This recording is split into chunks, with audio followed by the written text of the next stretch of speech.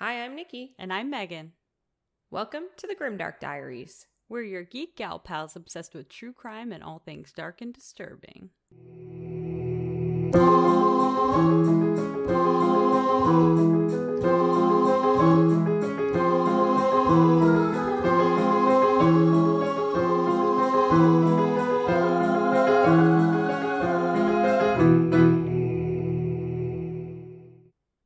Hi, hello, everybody. Welcome to another episode. Megan, I had the most fun weekend. Oh, why is that? A very, very dear friend of mine came to visit, and I haven't been able to see him since last September, since our borders closed. Oh, yeah. And we were just wildin' all weekend. What did you guys do? We went axe throwing, which is one of my favorite things. I love axe throwing. Yes. That's awesome. It's so fun. If people have not been axe throwing, find a place. If you live in Halifax, there's a place. I'm pretty sure they have a place in Fredericton as well. I don't know where else. But either way, you drink alcohol and you throw hatchets at a bullseye, and it is the most fun. It really doesn't sound like the best idea, but it really is. It is. It's very safe. They're very safe there. It is true, yeah. Yeah, so we had a blast. We did that. Nice. We did an escape room, which was great. Oh, did you pass? We did. We Yay, escaped. That's exciting. Yeah, with like 12 minutes to spare. Holy crap, that's a lot for escape rooms. Yeah, we were in like the top 10 times. We checked the little leaderboard. Did you hold up the correct sign this time? They didn't have signs. Oh. I think because of Corona, they ex-nay the sign holdage. That's but they fair. took our picture. Okay, well that's good. Just with no sign. So it's like Scout's honor. But I swear, we escaped. I totally believe you. Yeah. And then we did the most fun thing I have done in a really long time. And you would love it. Okay, what is it? So we went to a like zip line park. Okay. It's called, if anyone lives in Nova Scotia, you have to go here. It was the most fun. The place is called On Tree. Oh, On Tree. I've heard of it before. I've never been there, but I goodness. have heard of it. So I was expecting I thought it would be kind of like, not easy, but I thought it would be very basic. Right. No. It was wild. Like challenging? Very. Really? Okay. So they have different level courses. I believe there's 15 courses in total. And the fee you pay is for 3 hours, and you can stay longer, but then after 3 hours, you have to pay an additional amount. And it's not much, but right. If you want to stay longer than 3 hours, you have to pay. So in our head, we were like, 3 hours, we're going to clear this whole park. We only had time to do 4 of the courses. 4 in 3 hours? 4. Yes. Excuse me? Yeah. Why? What kind of... Because they range from easy, medium, and then difficult. Okay. So we started with 2 easy, and it just takes a while. Okay. And there was 3 of us. Right. So we also want to get all 3 of us through. Mm-hmm. So it is like wild. You're strapped up in these trees. And like at one point we were walking across things. It would be like a metal cord across, and there would be circular wooden platforms that spin. Oh. And you have to get across while you're, however many 20 feet in the air. Suspended. Between trees. Yes. Oh my gosh. It was crazy. So we did the 2 easy ones, and we got through those fine.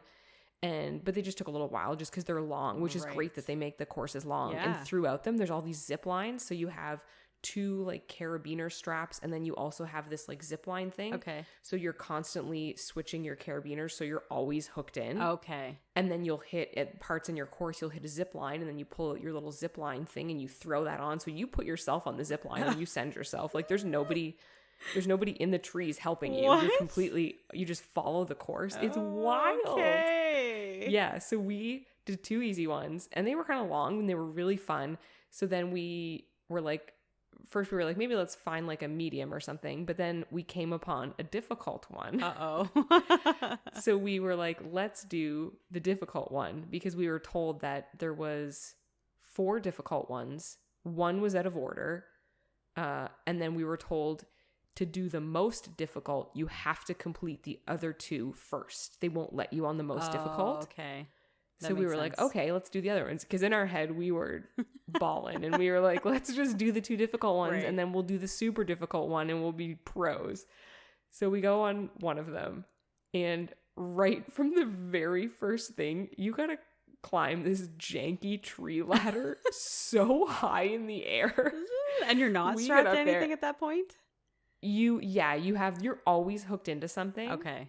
So it's like that point was like a thing that you pull down and kind of hook to your little carabiner as you're climbing. Okay. I wouldn't want to fall with those because that one's more like a seat belt, as in it only gets pulled tight when something pulls it quickly. Oh. So that one would hurt you. Okay. When you're up in the trees doing stuff, your little carabiners are attached to a wire. So if you fall, you have like a little harness thing on. Okay. Like the whole time you're wearing a harness. Gotcha.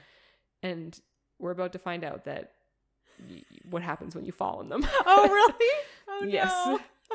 No. So from the very first thing, you climb this. It was literally just like little wooden steps on a string. So try climbing that, the height of a ginormous tree. Oh my gosh. It took me like 5 minutes just to get myself up this thing because it's just swinging and you have nothing to go against. So it's just your upper body strength. That's a little frightening. Yeah, so right from the get-go, I was like, oh, we've made a mistake.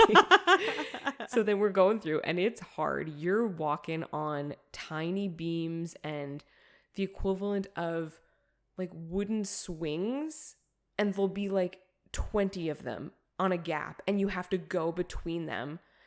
It's wild. Oh my gosh. And this one was really long and there's a lot of tests of upper body strength. Like you have to pull in a little cart. You have to jump on it. And as you're jumping on it, it's swinging back the other way. Like it's crazy. And then the way we did it, my friend was in front. He went first. I went second. Because you can't, when somebody's on one of the obstacles, you got to wait for them to get off. Right. So he would go, then I would go, and then my husband was behind me. And I reached one thing. It was like almost like wooden swings on ropes. And they were so far apart. So you couldn't just step in between them. You had to actually get a swing going and grab the next one. And I was like, I can't do this. I was like, I cannot do this. I got out on the first one from the platform. And like, by this point, my arm's tired. Yeah. We were already like maybe 20 minutes into this obstacle course.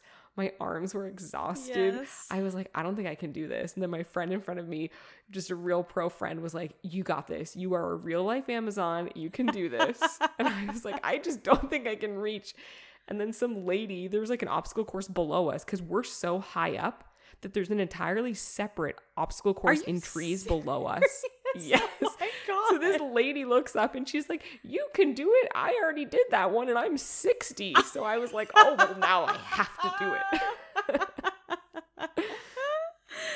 So I found my groove and I was able to get through that one. Good and I was like, you. Oh my goodness. That one took me, I thought I was going to break at that point. And I was like, because if you get stuck, you have to scream for help. And then a staff person will come and like get you down. Oh my, and that's embarrassing. Yeah, and I didn't want to do that. And literally that's the system. You scream for help and then somebody comes in a 4-wheeler and helps you. Wow. And they're really nice. The staff was sure. amazing. I'm sure they are. But I didn't want to do that. I have like such a deathly fear of heights, but I always wanted to do something like that. Like I've heard of entree before. I'd probably stick to the easy ones at first just until I got used to it. But yeah, that sounding like having a full obstacle course below where you are because you're that high just freaks me out even thinking about it. No, it's insane.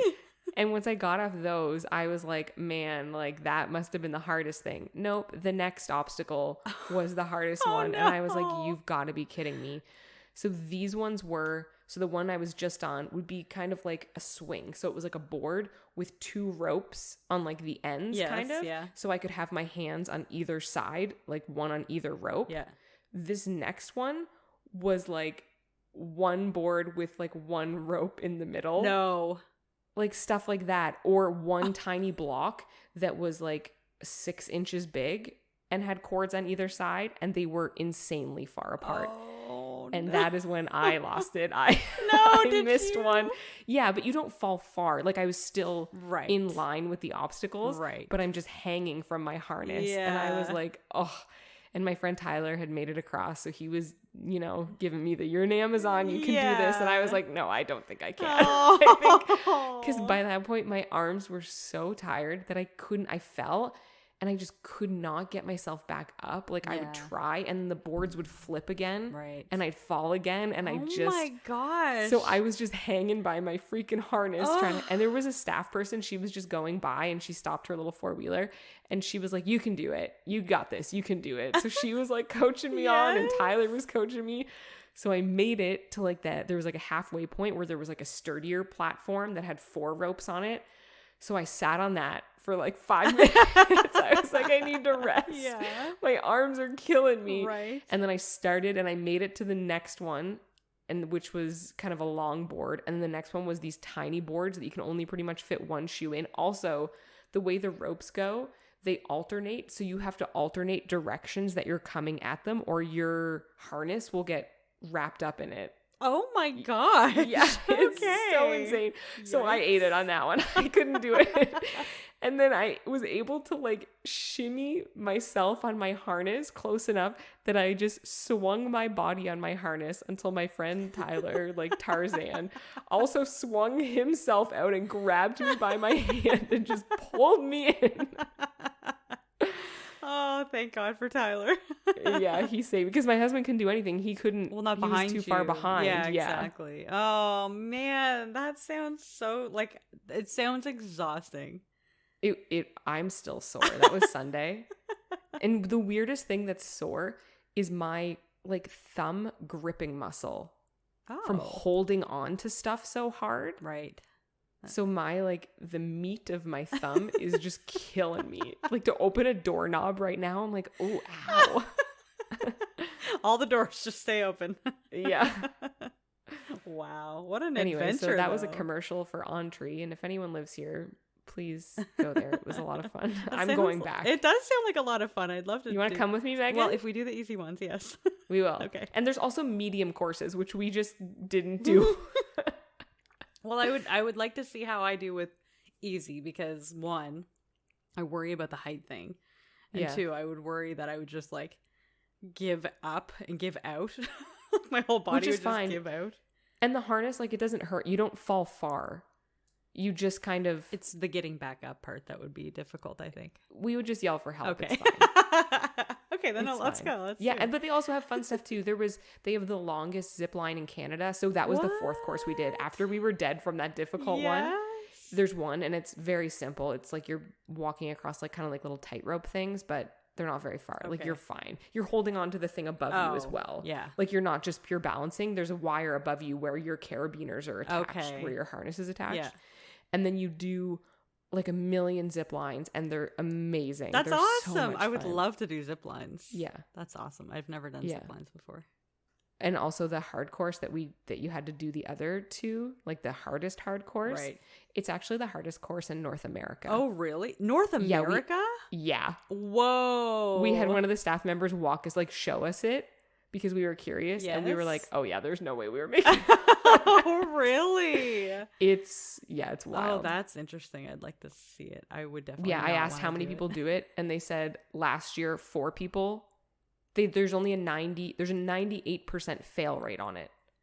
Wow. For people so they said last year I think he said 4 people completed it, and this year so far only 1 person has been able to complete it. Oh my gosh, that's crazy. Yeah. That's hard to even fathom at this point. Yeah, it's my new fitness goal. Yeah, seriously. You gotta start lifting weights, I think. Honestly, I already started. Did you actually? That's hilarious. Yeah, it's great because I know what muscles are sore, so I know those are the ones I gotta work more. Yeah, that's so true. Well, that was enough of that. We should probably talk about some crime. Slight detour. Yeah, sorry guys. I was really excited. I had a lot of fun. Everyone go and then tell me about your experience and we can talk about it. That would be lovely. I would love to hear all the stories. We'll have a grimdark meetup there. And all the good stories because I don't want to be scared to go for my first time. Don't tell Megan bad stories. So apparently now I also have a thing for old-timey crime in France because we're going back there and we're going back in time again. Okay, excellent. You unlucky people, you're going to have to hear my lack of French accent again. You'll get it perfected by the end of this, I think. Yeah. And my truest love is still for Scotland, though, so don't get it twisted. That's right. Edinburgh is still my number one. That'll never change. No. I'll need to do a crime there next week. You better rephrase that. I'm not doing any crime. I'm reading a crime. Don't do crime, read crime. That's right. Mm. Our case today starts in the year 1876 in Poitiers, France. Okay. The Monnier family was a very wealthy middle-upper class family with a spotless reputation. The matriarch of the family was Madame Louise Monnier. She was well known in Parisian high society for her charitable work. She had even received a community award in recognition of her generous contributions. Unfortunately, her husband, Émile Monnier, passed away. But after he passed, she still managed to maintain her good social standing. Louise had 2 children, a son named Marcel, who was very smart. He excelled at school and was on his way to law school to become a lawyer. The community saw him as someone with a really, really bright future. For all the brains Marcel had, the real talk of the Monnier family was the beautiful socialite daughter, Blanche.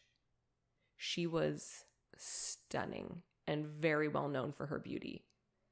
I've seen a picture of her, which we'll post on the Instagram, and she is absolutely gorgeous. Really? Her eyes are just like captivating. Really? Like stars. She's beautiful and just like naturally gorgeous. Mm-hmm. Those that knew her said she was very gentle and good-natured, but had a great sense of humor. She didn't let the praise she got for her good looks go to her head at all. So it's 1876. Blanche is 25 years old. Both kids are still living at home with their mom. Blanche so desperately wanted to find a husband and start a new life on her own. Which I get. I feel like being home with your family is fine, but when you get older, you reach that point where you're like, nope. Exactly. You just want to live on your own. Yeah. Even if I'm having roommates, you reach a point where you're like, no, I need to not. That's right. That has definitely hit me for sure. Luckily for Blanche, her high social status and breathtaking beauty meant that lots of high society suitors were knocking on the door to try and win her over. Remembering that although the family had a great reputation, they were just middle upper class, so high society men would be a step up, and in those days it was all about status. Of course. So Blanche's mom, Louise, wanted her to find kind of the best of the best, regardless of who it was or if Blanche even liked him. She was also worried that, Louise was worried that with her husband gone, in order to really maintain their high social status, that she needed Blanche to marry into a good family. Right. While meeting all these men, Blanche found someone that meant more to her than just social status. She found a man that she actually loved. Aww. He wasn't a rich young aristocrat like her mother hoped for, though. He was older, he didn't have much money or, any kind of wealth or anything like that, and he worked as a lawyer. Which I don't get. I guess lawyers weren't well-paying jobs. I was literally just thinking the same thing. I'm like, wait, what? I don't know. How maybe times he have practiced. changed. Yeah, maybe he practiced weird law. Like he had a weird specialization. Maybe. I don't know what kind of weird law they would have in the 1800s. I don't know. Maybe it's something to do with poisons and witchcraft.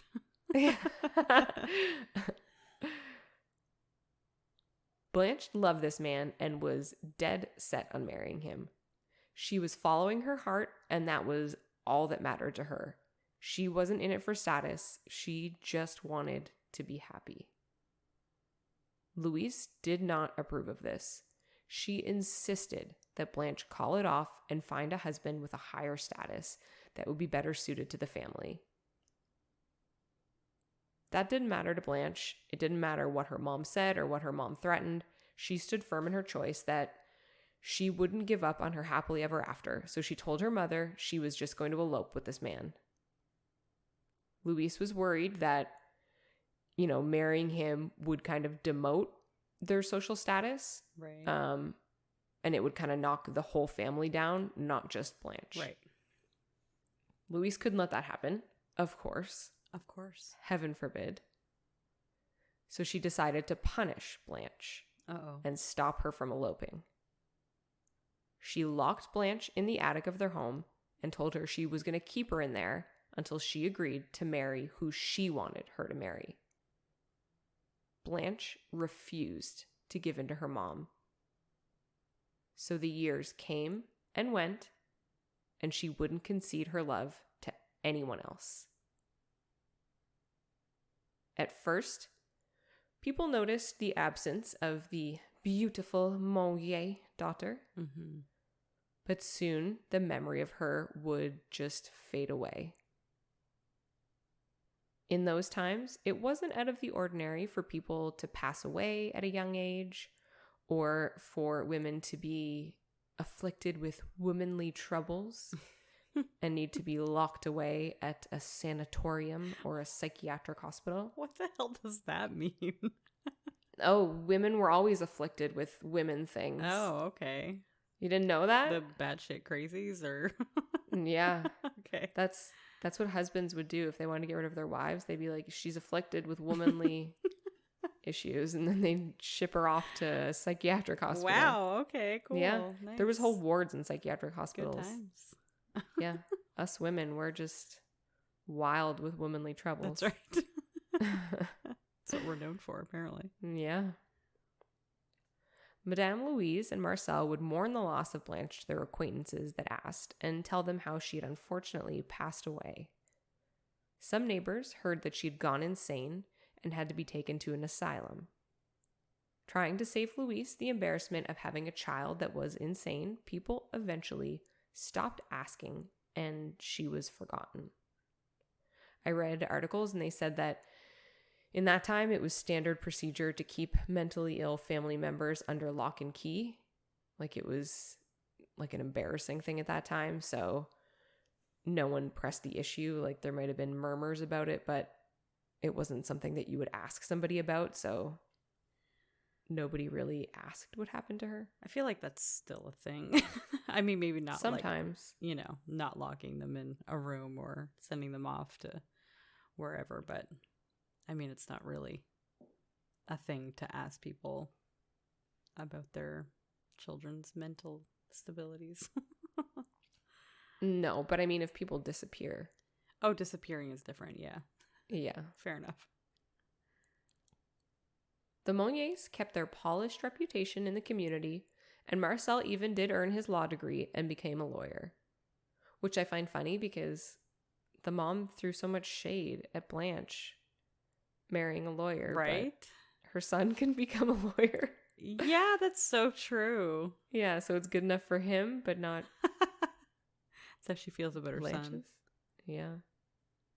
Marcel continued to live with Louise over the years, which was odd because in that times usually you got married young and kind of started your own family and started your own thing. Well, all the other women were looking for higher status men, so right. He was a lowly lawyer, apparently. Right? She set him up to fail. Yeah. He did eventually find a wife, and they moved into a house across from his mother's home. The article said opposite of his mother's home, so I'm going to assume that means across. I would also assume that. Yeah, it was an article from the 1800s. So yeah, they had a different way of speaking back then. So now we're going to flash forward 25 years. Okay. So now we are in the year 1901. Ooh. New century. Right? On May 23rd, the French police received an anonymous letter. It was scribbled en français, so I couldn't read it. Fair. Yeah. And we Google translated? No. Oh. Well, I couldn't. It was like a picture of a letter, and I couldn't even really make out what it was. I suppose it was handwriting, so. Yeah. Yeah, fair. Also, you know what I realized? What'd you realize? When you listen to true crime, like a podcast or something, you can always tell when the crime part of the true crime is going to happen. Yes. Because you always say a specific date. Oh, yeah. It's you know true, what I mean? Like, yeah. as soon as you hear on this specific day, that's when you know you're going to hear something awful. But I think you threw me for a loop once because you said...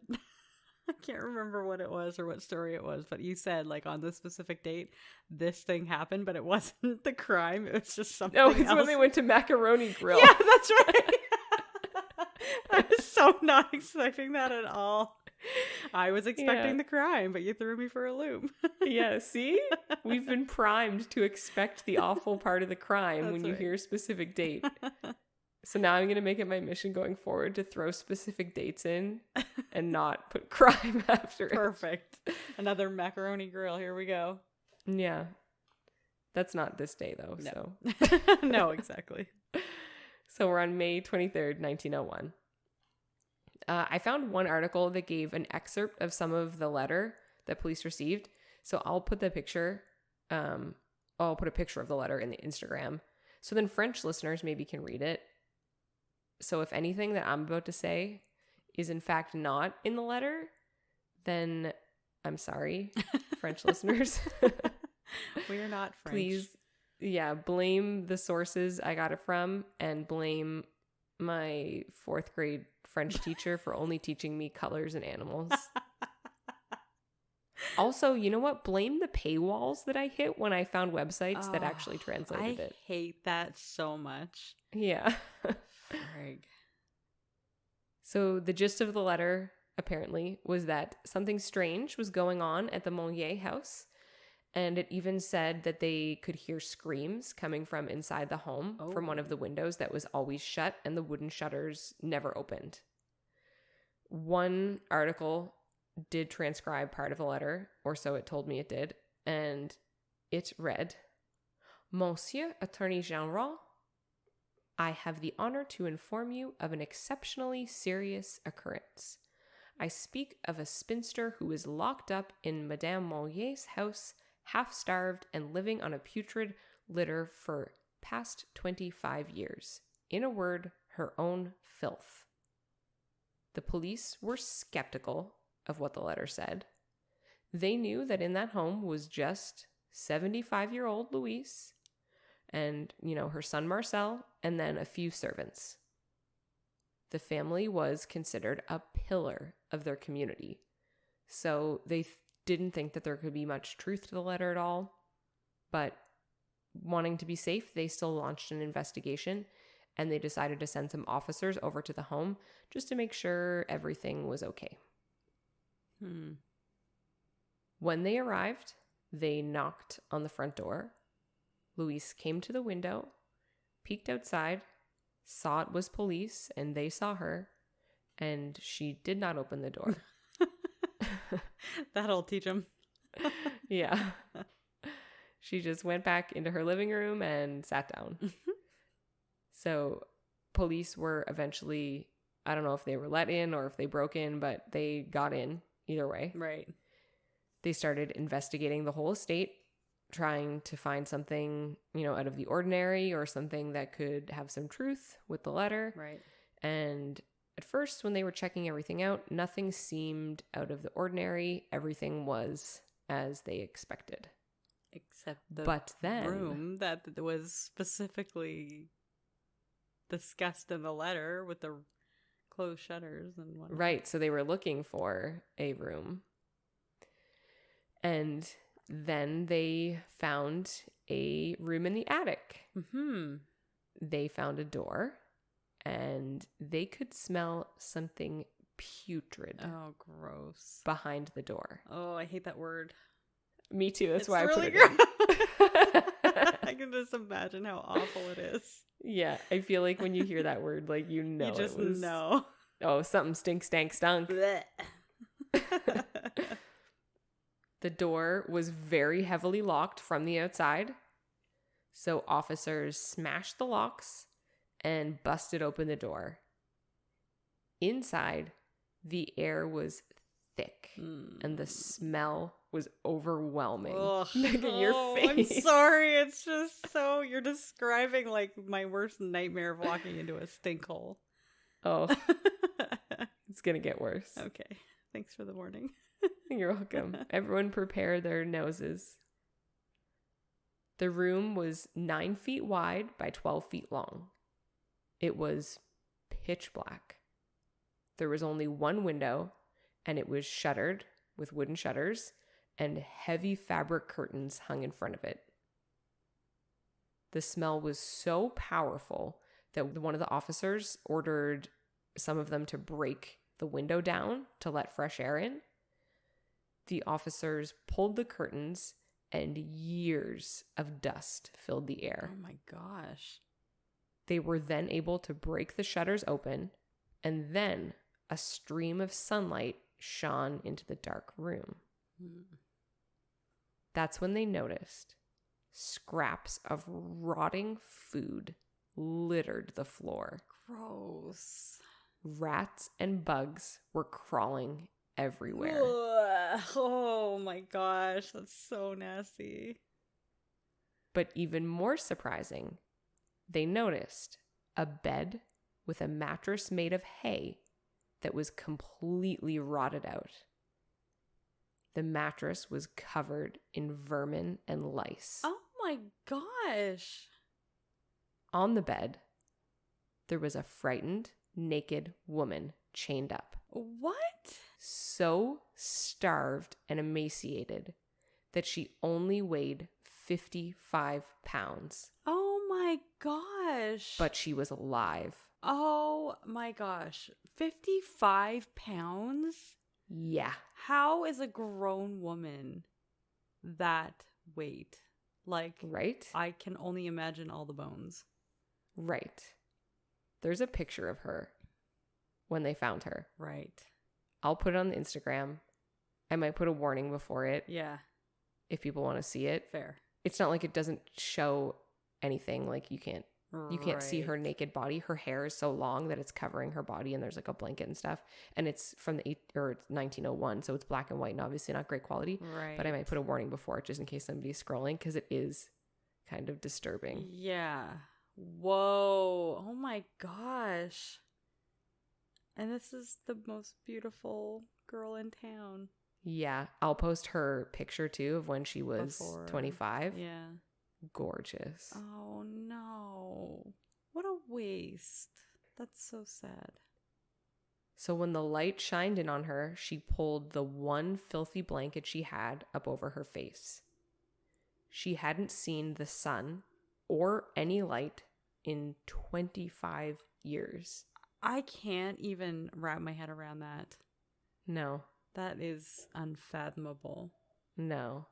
Her eyes were so sensitive that it just immediately burned her to see any kind of light. Wow.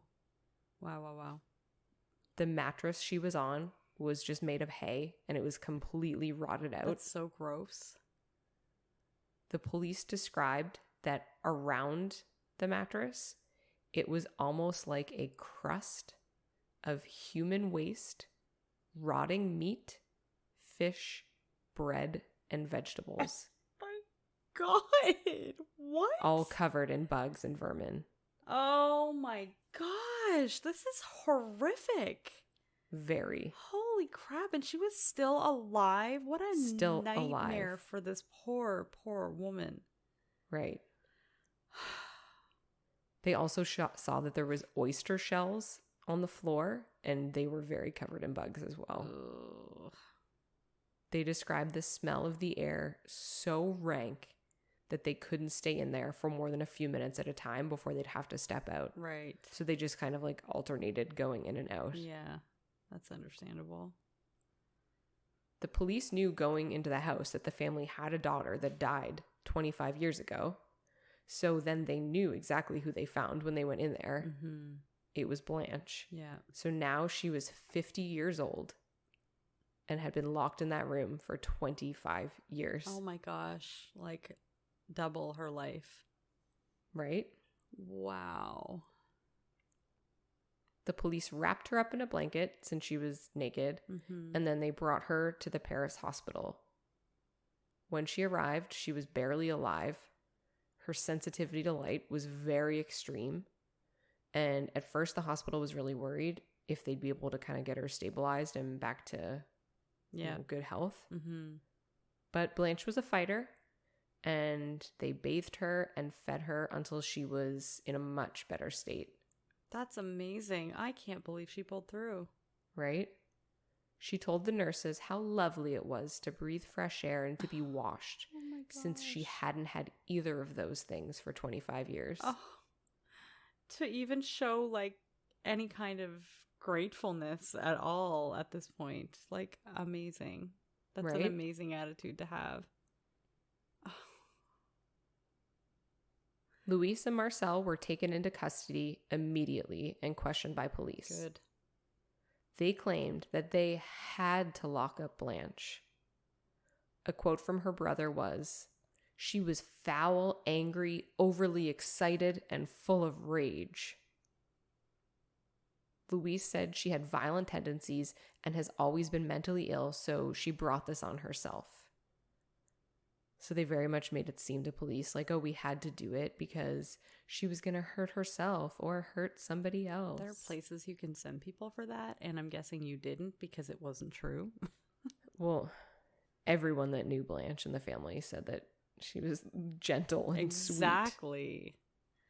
The police then checked in with the doctors at the hospital, and they described Blanche as calm and never once showing any signs of anger or excitement whatsoever. Marcel at first said she could have left at any time, but she chose not to escape. With all those locks on the door. Right, exactly. Oh, okay, sure. Right, so police didn't believe him. Of course not. Yeah. The door was heavily locked from the outside. The windows were boarded with shutters that took multiple men to break open. Yeah. Also, in her malnourished state, there would have been no way. No energy. She could have even attempted that. Plus, she was chained to the bed. Well, I guess I don't know this for sure, but I feel like I'm shocked that there were no like diseases or viruses from all of the vermin and gross everything that she was living in for so long. Yeah, and maybe she did contract something. I don't know, but people she survived. Would I didn't normally see any... die from stuff like that without being treated for it. So if she's not being treated for it, she is obviously, her immune system was like true fighter. Right? And I didn't see any reference to her having any kind of like serious physical illness. That blows me away. Her mother and brother were charged with her imprisonment. Unfortunately, there wouldn't be any justice against Louise because 15 days after her arrest, she passed away from heart complications. 15 days? Yeah. What are the chances of that, though? Yeah. Some people said that, like, the stress of it caused her, like, a heart attack or something. Oh, I guess people were furious. What, 75? She was 75. Yeah, that's fair. Marcel did go to court for being his mom's accomplice in the imprisonment. He then told a tale that he was scared of his mother and, you know, what she would do to him if he tried to help Blanche. Over the 25 years, Blanche was locked in her room. Her brother, nor any of the family servants, did anything to help her. And they all claimed to just be terrified of Madame Louise, so they didn't want to risk getting caught helping her. I don't know how I feel about that. Yeah, I don't believe it. I don't really either. Like, I feel like as the younger man, you would have the ability to overpower her. Right. So what is she going to do to you? Like, she wouldn't be able to drag you into a room and lock you in unless you let her. Yeah. But I feel like he had that choice and he just chose not to do anything about it. Yeah, which also makes me think that he helped lock her up. It sounds like he cared about the social status as much as she did. So that mattered more. And so he would have been on his mom's side about the whole thing. Right. In my opinion. I agree. Marcel acted in his own defense and really tried to push the narrative that it was his mother who was in charge of the family, not him. He said he attempted to make Blanche's life as comfortable as he could. Oh, excuse me? Yeah. Did you see/smell that room? Yeah. Come on. Bullshit. Seriously. It's lies. No one believes your bullshit. No. Tony, I forgot your name already. Did you call him Tony? Yes, I did. He's not a tiger, Megan. I didn't mean to imply he was. He's not great. His name's Marcel. Oh, there's no cool slogans with the name Marcel. I'm sorry. No. So during the trial and, the investigation leading up to it, everything came out about the horrible treatment of Blanche. So she was locked in that room, naked, in complete darkness, with no access to the outside world or other humans other than her brother or servants that would throw her table scraps every once in a while. Oh my God. Like, I get that you were angry that she wanted to marry somebody of a lower standard than you thought she should have, but did she deserve that kind of treatment? No, it's wild. I am shocked. Obviously, she never came around and said that she didn't feel what she felt for the guy that she fell in love with. Yeah. So upset. I'm sorry. So Blanche wasn't allowed any kind of basic hygiene, and she had to relieve herself right where she laid. To further prove that her mom was an absolute monster of a person, the lover that Blanche wanted to marry and refused to give up on passed away in 1885. Oh my gosh. And Louise refused to still let her out. No. Yeah. Did she know that he passed away? Like when he did, or? Yeah. Oh. So Blanche didn't even get to see him ever again. That's so sad. What a heartbreaking story. Right? I'm surprised she was able to keep, like, her wits about her. I feel like that would make you go insane. We will find out she didn't keep her wits about her. Oh, okay. Well, I was going to say, because it sounded like she's having, like, fully normal conversations with the doctors and nurses and stuff. No. Oh, that's really sad. So Marcel ended up being convicted and received a sentence of only 15 months. That's it? Well, remember, he's a lawyer. So he appealed and was able to worm his way out of it. What? Yes. So all of the charges were dropped. No way. Yeah, France did not recognize it as a crime to not free someone whom you did not imprison yourself. And there was no proof that he did it. Oh my gosh. So no one paid for this. Pretty much a technicality. No one paid for this. No. Happened? Yep, no. That is what a miscarriage of justice. Right? Wow. I did read some articles that said the town hated him and his family after that, though, and they made his life like super hell with like angry mobs and stuff. Right. That's good. He probably deserved it. Yeah. Blanche, after she was freed, she was able to gain weight and regain her physical health, but the solitary confinement caused her so much mental trauma that she was just never able to really fully recover. That's definitely understandable. Yeah. That's sad. She was 50 when she was found, and she wasn't able to gain any kind of independence, and there was no one that could take care of her. So she was admitted to a French psych hospital where she lived for the rest of her life. She ended up passing away in 1913, which was just 12 years after she was saved from her imprisonment. So that was 62. Yeah. As far as who sent the anonymous letter to the police. Oh, yeah. It was never actually found out. Like, nobody ever confessed to it. I did find one newspaper clipping from the actual time, like from 1901. And I strained the heck out of my eyes reading it for you all. You're welcome. So in it said that they thought the letter was from a friend of one of the servants. Oh, okay. Because I guess they had one servant that worked for the family like the whole time that Blanche was alive. Mm-hmm. And then she retired and Louise hired 2 young servants. Okay. And that was right before the letter got sent. Okay. So the theory is that those servants found out about Blanche, told their friend, Mm-hmm. and the friend wrote the letter to police. Okay. I mean, that should have happened long before that. Yeah. 25 years. Oh my gosh. Yeah.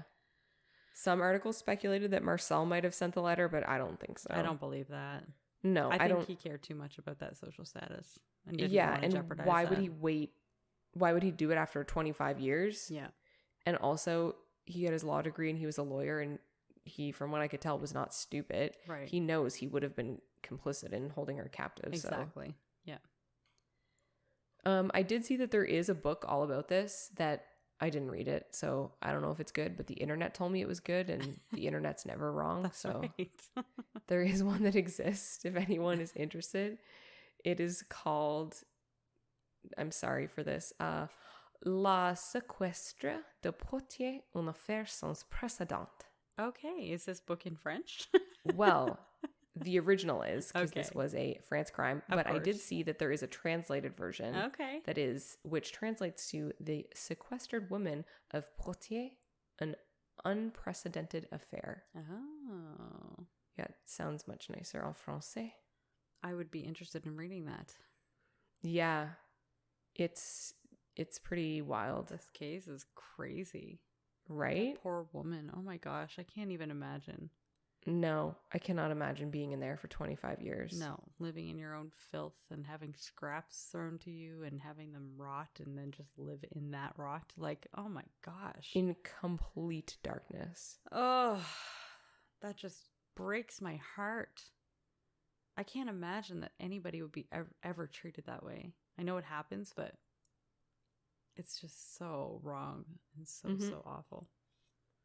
I saw one article too that throughout at the end, they were like something about how, you know, this story was obviously very tragic because she stayed in there for 25 years, but marrying for status and stuff and not for love was a very common thing then. So how many other women in a similar situation to Blanche did this happen to, but they conceded and just married who their parents wanted to avoid this? 100%. You know, that happened all the time. Yeah. There's freaking fairy tales written about it. Yeah. Like, it's a very common thing. I'm sure most people, you know, married for the status and then eventually grew to like the person. Yeah. You know, you marry for the status and then end up deciding whether you like them later on or not. And Yeah. whether you do or not doesn't matter because you're stuck with them for the rest of your life. Yeah. Or you purchase some poison and Yeah. from the we local need... butchery. Yeah. I mean, the Affair of the Poisons was a little before this time, but Yeah. I'm sure you could still buy some poison. I'm sure there's black market poison. It was just, what was it? Arsenic? Arsenic, yeah. That's a throwback to a previous episode, so you'll have to go watch what was it called? Nope. You can't watch us. No, that's not what I meant. I meant you go back and listen to us. You can listen to us. I mean, you can watch your screen and look at the logo. Logos sound pretty. It's riveting. It really is. Okay, so I guess it's my turn to roll. Yes. All right. Well, it's awful dark in my apartment right now. I was noticing it's very dark in there. Dark. The sun is going down so early now. I don't know why. It's because we passed the longest day of the year. I know, but I don't like it. I feel like we're into September already. No, don't say that. Well, that's what it feels like. And the temperature, is what, 20, 21 degrees today? Okay, I'm going to roll. Here we go. You'll hear it. Oh my God. What is I it? feel like we joked about this, but it actually happened and I rolled a 1. Did you crit fail? Yes. No, you didn't. I swear. Fuck, I can't believe that happened. Oh This my is God, great. we joked about that too because I rolled for you and got a 20, and then you're like, oh, the next thing would be funny if you rolled a 1 for yourself because you wasted the 20 on me. Yeah, And but this means I get to pick your category. Yeah, I know. This is great. Is it though? It is. I don't know, Nikki. What are you going to choose for me? I am going to give you the one for number 4. Stalker, your biggest fan you don't even know about. Okay, I actually like that category. Yeah. Yeah, thank you. We've never done a stalking case. We have not. No, that could be very interesting. Yeah. Oh, excellent. And I threw you a softball. It's easy to find stalker cases. Exactly. It was a gentle lob in your direction so you could knock it out of the charity, park. Nikki. You're welcome. The crit ones are supposed to be bad, you know? I know. But we don't really have any bad categories up there. No, we made them ourselves, so they're all good. They're all amazing. Some are just a little harder to search than others. Yeah, exactly. All right. Well, that's going to wrap up this episode. So thank you everybody for joining us. If you want to follow us on social media, you can find us at the Grimdark Diaries on Instagram and Facebook. And on Twitter, we're just Grimdark Diaries. If you want to send us an email and drop us a line, tell us all your fun on-tree stories, or, you know, whatever it's called where you live, then you can send us an email at thegrimdarkdiaries@gmail.com. And if you have an Apple phone and you have Apple Podcasts that you are listening to us on, we would absolutely love it if you could comment on our podcast and give us a 5-star rating, as it will absolutely help shoot us up there and get us more widely known. On whatever other podcast platforms you have, if you want to give us a follow or subscribe, that would be much appreciated as well. Join us next week to see what I come up with for Stalker, your biggest fan you don't know about. And remember, a friend in the dark beats alone in the light.